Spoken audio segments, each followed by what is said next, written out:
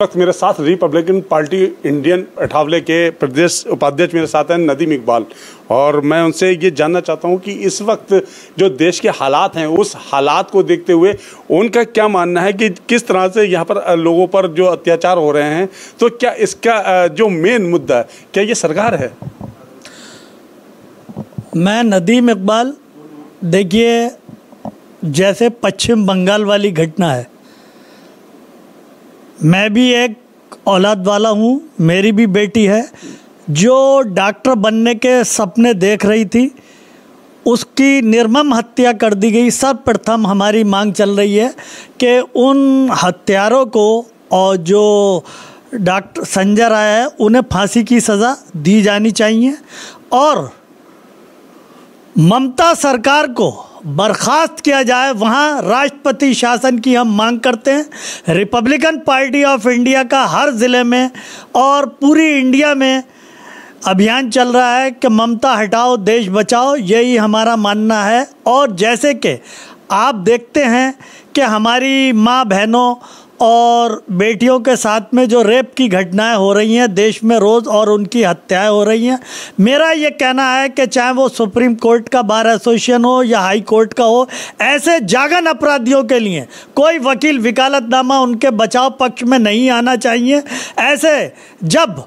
इस बात से नसीहत मिलेगी 10/5 को बहुत जल्दी जो है फांसी की सज़ा अलॉट होगी, तो ये भविष्य में घटनाएं रुक सकती हैं। अच्छा, मैं एक चीज़ जानना चाह रहा था कि किस तरह से लोग अपने बच्चों को पढ़ाते हैं और अपनी मेहनत से की कमाई से बच्चों को, चाहे वो कर्ज लेते हैं चाहे ये फिर वो किसी लोन लेते हैं, तो बच्चों को यहाँ पढ़ाकर आज बहुत बड़ा एक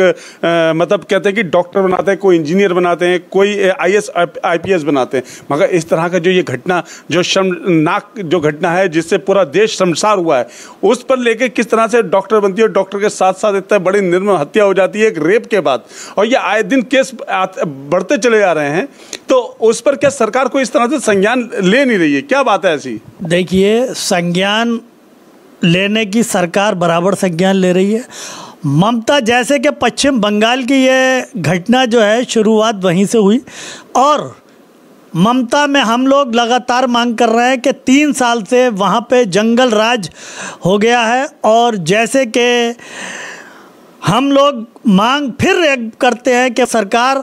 जो है ऐसे को यही कर सकती है कि सरकार बर्खास्त करके वहाँ राष्ट्रपति शासन लगा दे और इन दोषियों को फांसी की सज़ा जल्द से जल्द 6-6 महीने में, साल भर में। फिर जैसे कि मैं पुनः एक बार फिर कहना चाहूँगा कि कोई भी वकील इन जो लोगों के, जैसे वो बरेली की होटल की घटना थी या ये थी, इन लोगों के बचाव पक्ष में कोई जो शामिल तक हैं, जिनकी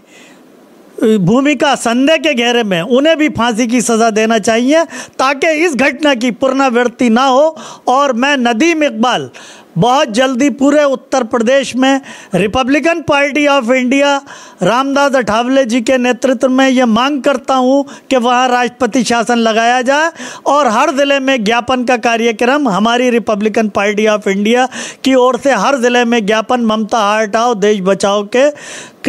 जो है पक्ष में फटाफट चालू होने वाला है।